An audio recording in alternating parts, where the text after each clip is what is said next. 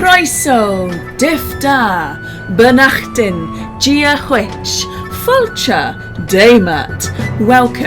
Welcome to the Celtic Myths and Legends podcast. I am your humble host, Sian Esther Powell, and I'm going to be taking you on a journey through all the myths and legends of the 6 Celtic nations. That's Wales, Cornwall, Brittany, Isle of Man, Scotland and Ireland. Welcome.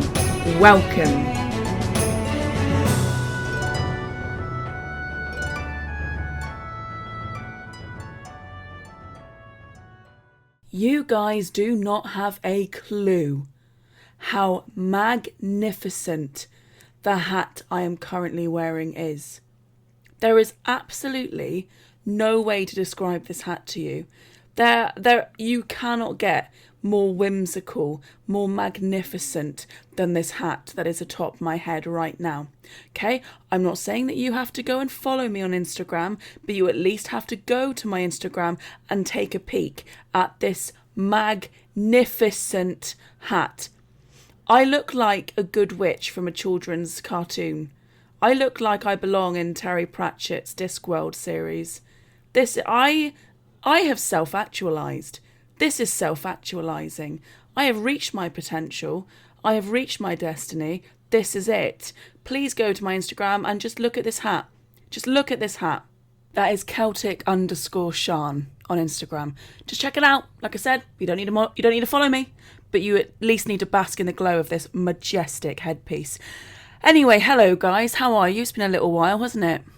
Anyone who's ever listened to this podcast before will know that each episode I focus on one of the 6 Celtic nations, except recently I have also added Galicia and Asturias in Spain.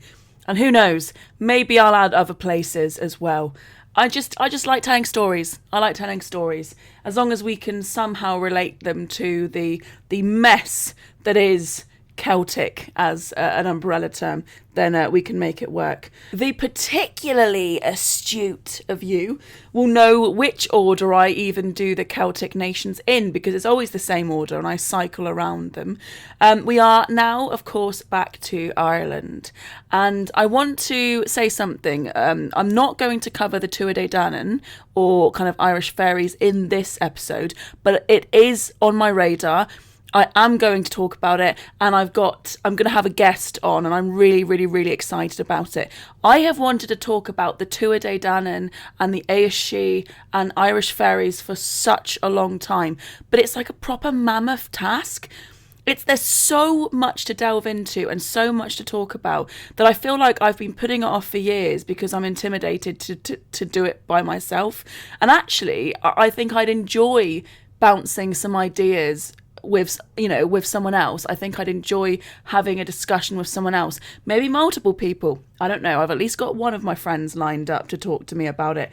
Anyway, so just to kind of whet your appetite, I will be doing an episode, maybe even 2 or 3. It might be a series of episodes on the Irish Tuatha Dé Danann and Aoife and all of the Irish fairies and the other world and all of that amazing, magnificent goodness. Beautiful, magnificent. How many times have I said magnificent? Should we do a drinking game? But let's not, because I always keep this podcast very child friendly, and we're not going to stop there. So I will be covering Irish fairies one day, okay? And hopefully not too long in the future.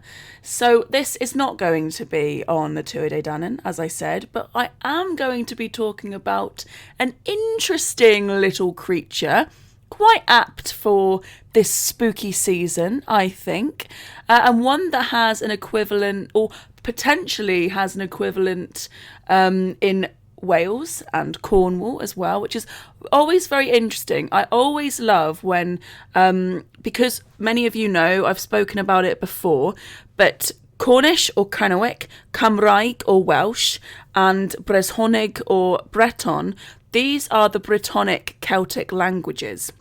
So all those nations, and that's, Cornwall, Wales and Brittany, these are the Brittonic Celtic nations. And then, of course, you have Gaeilge, you have Scottish Gaelic, and you have Manx. Or, is it, how do you pronounce Manx in Manx? Is it Gaeilge? Gaeilge? And I could be totally wrong. Please, can one of my Manx listeners let me know how I pronounce that? That would be amazing. But anyway, those are the Gaelic or the Goidelic Celtic languages, and by extension, the Gaelic Celtic nations. So I'm always really, really interested when there's a lot of commonalities between like the Gaelic and the Brittonic Celtic nations, if you know what I mean.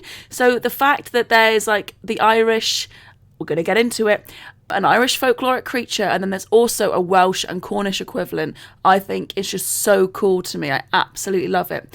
And being a Cornish and Welsh girly girl, I also love it, of course, because it's Cornwall holding their own up against the big boys of Ireland, Scotland and Wales. We love to see it. Anyway, I am, of course, if any of you have guessed by now, that would be so cool. I'm, of course, going to be talking about the Irish Puca. The Irish Puca is a curious little creature, capable of taking the forms of many beasts. Hares, dogs, cats, goats, and even horses. The puca may even take the form of a human, but they are always betrayed by one leftover feature, whether that's animal ears or a stray tail curling up from their breeches. Maybe it's the eyes of a cat, the ears of a dog, or a horse's tail, or the horns of a ram goat. They cannot fool humans for too long. But then their purpose is not to blend in with human society, no. The puca is a trickster, able to help or to hinder, and like many creatures known to us through Celtic folklore, they are capricious. Another feature that often betrayed the puca was its white or black fur and their love of mischief. The rules and etiquette on how to behave around a puca are long forgotten these days.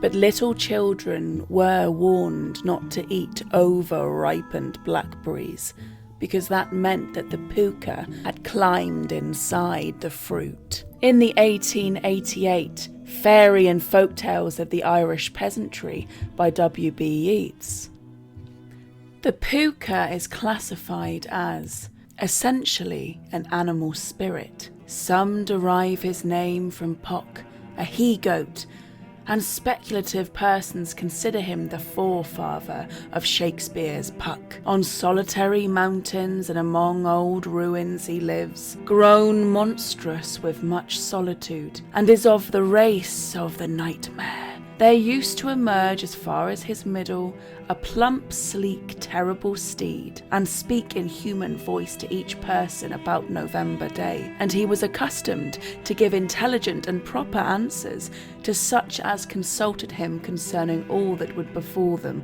until the November of next year. And the people used to leave gifts and presents at the hill until the coming of Patrick and the holy clergy. This tradition appears to be a cognate one with that of the puca. Yes, unless it were merely a water horse, for these, we are told, were common once, and used to come out of the water to gallop on the sands and in the fields, and people would often go between them and marge and bridle them, and they would make the finest of horses if only you could keep them away from the sight of the water. But if once they saw a glimpse of the water, they would plunge in with their rider and tear him to pieces at the bottom. Being a November spirit, however, tells us in favour of the puca, for November Day is sacred to the puca. It is hard to realise that wild, staring phantom grown sleek and civil. He has many shapes, is now a horse, now an ass, now a bull, now a goat, now an eagle. Like all spirits, he is only half in the world of form. and that was taken from the section on solitary fairies. But the puca, although categorised as a solitary fairy, was not a singular creature. In fact, there's loads of folk tales that suggest that the puca used to be numerous, in abundance, many of these strange creatures causing havoc in the Irish countryside. In another story from the same collection by W.B. Yeats, he tells the tale of the Kildare Puca by Patrick Kennedy. There was a great house, and all of the servants were constantly worried about bashing pots and pans, frightened to their wits' end by some invisible strange phantom. Well, one day a stable boy comes in, and he's not usually allowed to be by the kitchen, but he creeps in and he's awfully tired, and he ends up, to his dismay, falling asleep by the hearth. And when he wakes up, he finds the puca in the room with him. Now, he's absolutely terrified, right? He's like, this thing is going to eat me. It takes on the form of an ass, and then it's like a strange man with like animal ears and a tail, so betraying its puca-ness. And he's very worried to begin with, but the puca is basically just like barely interested in him at all. Is it really just looking at this poor little stable boy with contempt, not interested whatsoever. But one strange thing that the puca does is he basically does all the dishes. He cleans up all the dishes, he tidies up the kitchen, and then he turns back round to the boy and gives him like a big creepy grin. And that's something that pops up in a lot of stories of the puca, actually. It's iconic grin. And then it leaves the room, and as it leaves the room, there's quite a nice little line about how it slammed the door so hard that the little boy is like, he couldn't believe that the house just didn't tumble down with him. So the next day, all the servants come in, like the scullery maids, the kitchen workers, and they're absolutely astounded that everything is gleaming and put away and shiny. And then one of the girls is like, why are we working so hard if this fellow's going to do all of the work? So they start becoming really lazy, and sure enough, every evening everything's put away by the puca. Everything, all the dishes are done. Really, they don't need to be there, but they're like, well, what are we doing here? Let's, pretend to be busy, but actually we're just not going to do anything, and we're going to let the puca do all the work. And that's until the stable boy one day is like, right, well, I'm going to stay up again in the night, and I'm going to talk to this puca. And so he does. He gets up in the night, creeps into the kitchen, waits for the puca, and he bursts in, this ass-like puca, this donkey puca. And he says to him, hello, fellow, who are you? Why are you being so kind as to do the girls' washing up? And the puca says, well, I used to be a servant with the current master's father, but I was awful lazy, and my punishment, when I crossed over to the other world, my punishment was to become this puca, and was to come here every night and do all of the washing up that I neglected in the past, and then I would be kind of put out into the cold, and it's not very nice in winter time, I can assure you that. Anyway, the boy's like, well, if you're really cold outside, I'll get you a nice warm coat as a thank you for all the hard work that you're doing. And what's quite fun about this is the puca is, of course, like, yes, please, good sir, bring me a nice new coat, thank you very much. And the boy keeps his promise. The next evening, he comes into the kitchen and gives the puca a nice warm coat. And as soon as the puca does up all the buttons and puts it on, he's absolutely delighted, grinning away, and he says, absolutely wonderful, marvellous chap, see you. And the young boy calls out, well, what do you mean? You haven't done any of the dishes yet? And the puca's like, well, I was punished to do this work until I was rewarded for it. And that was the reward. And what I find so interesting here is that is a really common thing with sort of like Cornish piskies that can help out in the house, but also like English hob fairies and all of these indoor fairy type creatures that can help you with chores around the farm and in the house. If you were to give them a gift of clothing, they usually bugger off, and it's just really funny that this popped up in the story of the puca as well. I wonder if that is a common trait in other folk tales around the world. If you're an international listener and you have like fairy type creatures in the myths and legends of your region, which we all do, by the way, every single culture of the world has some sort of fairy-like creature or folk tale. Can you let me know if that's also a common motif where you are? That if you were to gift a clothing to these creatures that are helping you inside the house or on the farm, they would then disappear after they've been given a gift. I mean, it's like Dobby the house elf in Harry Potter, which, you know, that's got to have come from somewhere, right? Like I said, the sort of English hobs, Cornish piskies and that sort of thing. Really interesting. And there's also a mention in some folklore, again, that the Puca used to be very numerous and they'd be like these wild colts just like running around causing mischief with big chains around them. And I find that really interesting. It's like this idea of sort of like indentured servitude or slavery with the chain around them, and they're kind of bound up into some sort of punishment. So yeah, that's kind of interesting as well. In terms of the etymology of Puca, this is where it gets really interesting, I think, in that there's some debate that it derives from the Irish language, although like the P sound doesn't exist in primitive Irish. But in Cornish, the Puca is known as the Buca. But I think in Welsh it's also called the Puca as well.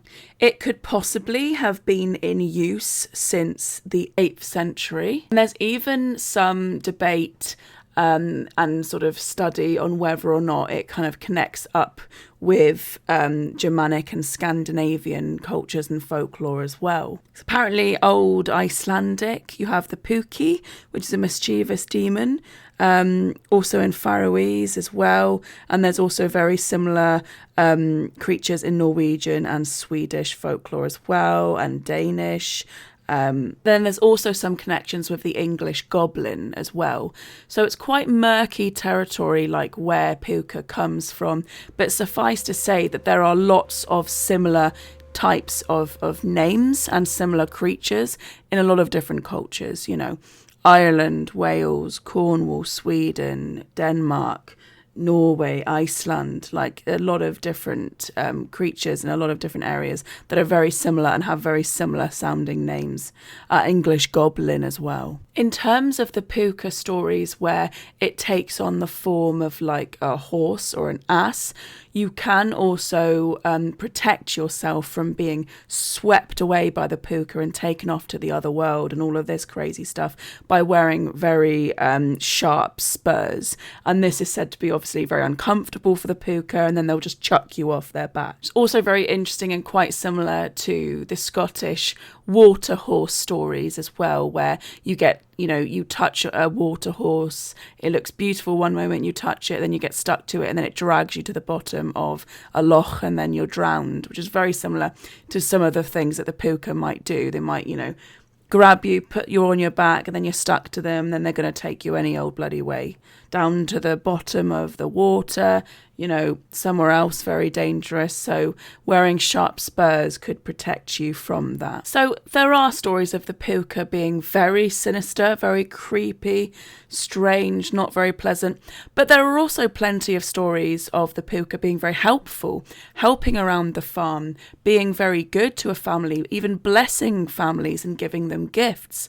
So much like a lot of the creatures that I've covered on this podcast, you know, has the potential to go either way. You know it, capricious. If I was ever going to make merch, it would probably just be like a t-shirt with some sort of nice Celtic-y design that just said capricious on it. I would wear that, actually. That would be kind of cute. Or a little beanie that just says capricious in some sort of like Celtic script. What I particularly love about the Puca is, though, that unlike other folkloric creatures, because we've covered some similarities with many different things, but unlike a lot of others, the Puca will announce itself. It has no kind of shame or shyness or embarrassment about announcing itself. So as I said earlier about it, it's not trying to blend in with human society. You know, it's not trying to fool you in that way. The Puca will very much tell you what and who they are. And in some cases, this manifests when someone is in trouble and they need help, and the Puca almost acts as a bit of a guardian spirit and jumps in to protect this person and let them know, like, here I am, I'm here to help you, I'm a Puca. But then, of course, you have some stories where they're like absolutely evil, murderous, creepy, blood-sucking beasts. So, you know, that it can vary. It can really vary for what what you're going to get from them. The puca is quite like an earthy creature, though, very much. Even though I think in Irish it's often known as like a spirit as well. Puca also, you know, could talk about a spirit or a ghost. They also seem to be like these very earthy creatures that are very connected to, you know, weather and seasons and the landscape. So the 1st of November is considered to be Puca Day, and it's very important for them, and that's the one day that they might act civilly. But also around harvest time, when the last of the harvest has been brought in, any of the random little bits of food and crops left, like little tufts of crops, they are considered Puca, or like fairy blessed, and that is now inedible. That is for the puca. Whether that's food as a reward for their hard work, or the puca is just pooped all over them. Literally, some of it is just that food's been defecated on by the puca, so you don't want to eat it. Like I said, capricious. We know it by now. So it's hard to categorise a shape-shifting creature, really, because much like their shifting forms, the puca also seem to have very shifting sensibilities as well. Like, I remember having this book as a child, and I cannot for the life of me remember what the book was, but it was like a collection of sort of like folky, witchy kind of things, I think. And there was one story about this. I feel like it was a puca-like creature. It was really similar. It was like this shape-shifting little goblin creature thing that at first was like really kind of mean and creepy and sinister, but then it becomes like beloved by a child in the family, and it ends up like taking the form of this cat, and it's like this strange kind of creepy but also lovable cat.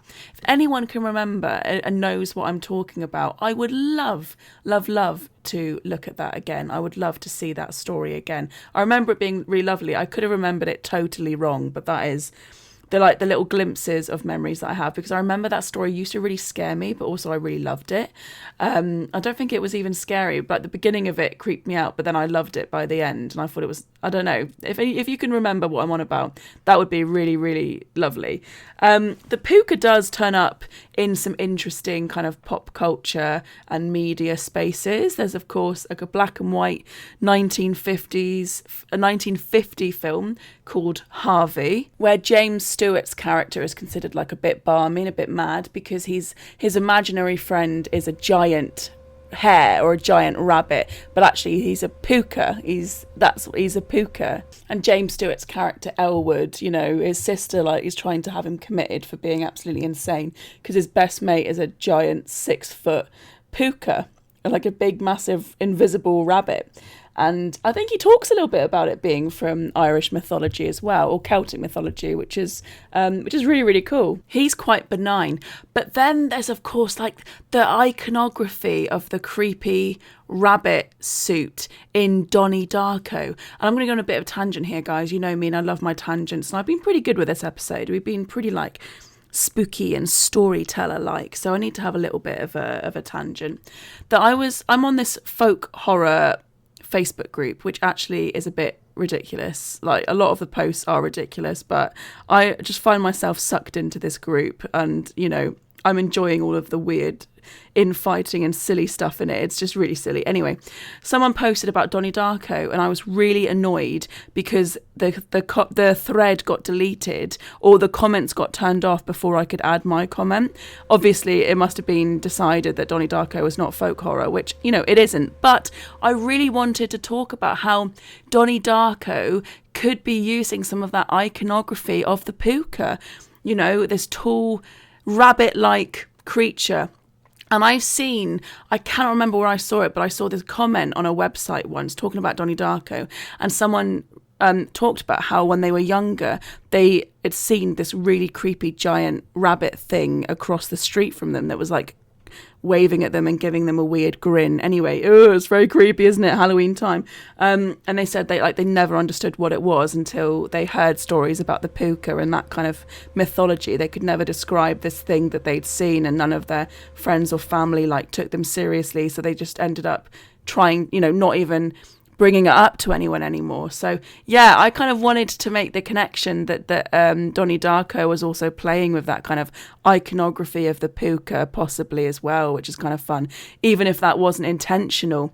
And I love how myths and legends and folklore kind of weaves itself into the kind of psyche of us, really, that we can sometimes be referencing it without even really realizing what we're referencing, or without even being really aware of like the original folk tales, because as I've said constantly, stories and folklore evolve and change and adapt constantly all of the time. Anyway, I just thought that was kind of fun, and I was really annoyed that the comments were turned off and I didn't get my chance to talk about Donnie Darko and the puka. And of course, as I mentioned earlier as well, you do have Puck in Shakespeare's A Midsummer Night's Dream, which is potentially another kind of reference to that creature or type of creature. Quite a wide range of media that it's turned up in over the years, which I just think is really cool. And there's also a statue of it as well in County Clare in Ireland, which is really cool. You should look that up. Google the puka statue. It's like got this horse head and these sort of like tumbling mid-dancy legs and a small body compared to its giant head. It's really cool. I absolutely love it. It's quite whimsical and really fun. So I don't think we're going to get any definitive answers for the puka, what it is, where it came from, all of these things. Much like all folklore, these stories continuously move and adapt and change all the time. But I hope that you enjoyed this episode. It's not the longest episode I've ever done, but it's also not the shortest.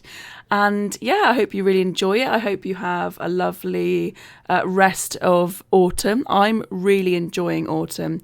I've realised that I'm definitely an autumn girly. I'm feeling really good lately. I must say that my health has gotten a lot better. And I'm just like feeling really content and happy with myself at the moment. I think it's that hat. Guys, I think it's the giant, magnificent hat that I've bought. Like I said, I'm self-actualising. This is who I'm supposed to be. And I absolutely love it. So go and check that out on my Instagram. You have to see it. I'm not making up. You have to see this hat. It's insane. And where I bought it from, there's loads of others like it. And I might go crazy and start a collection of these giant, whimsical, oversized felt hats. Maybe I will, maybe I won't. I'm not committing to it right now, but I'm also not saying that I won't. I probably will. But suffice to say, I'm enjoying autumn. I'm absolutely loving it so far. My October has been insane. I have been insanely busy, and I think November's looking like it's going to be shaping up to be exactly the same thing. So I hope that you're also having a really great time, whether that's being busy or just chilling out. I hope that the seasonal changes are treating you very kindly. Start treating yourself to a nice warm jumper, hot chocolate, that kind of thing, or whatever you fancy. Autumn and winter is about kind of slowing down a little bit, right? Taking stock, slowing down. So I hope you give yourself a bit of a chance to slow down and rest and get ready for the new year and spring when that comes back. So thank you very much for listening. Bailey is licking his bits behind me. So if you hear a horrible little the sound goes right through me. I love him to bits. But if you hear a horrible licking sound, that is Bailey doing his grooming himself, if you will. Thank you very much for listening. It's always a pleasure to share these stories with you, and I really cannot wait until my episode on the Tuatha Danann and Irish fairies. I'm really, really looking forward to it. I think that my next episode, we are back to Scotland, so that should be really exciting. I'm not going to say what I'm going to do on the next episode, but I do still have my spreadsheet of all my topics, so we'll see. Hopefully I can now that my health is a little bit better again, I can get into the swing of doing my monthly episodes like I did in 2023. When my health was at its worst, I still don't know how I did that.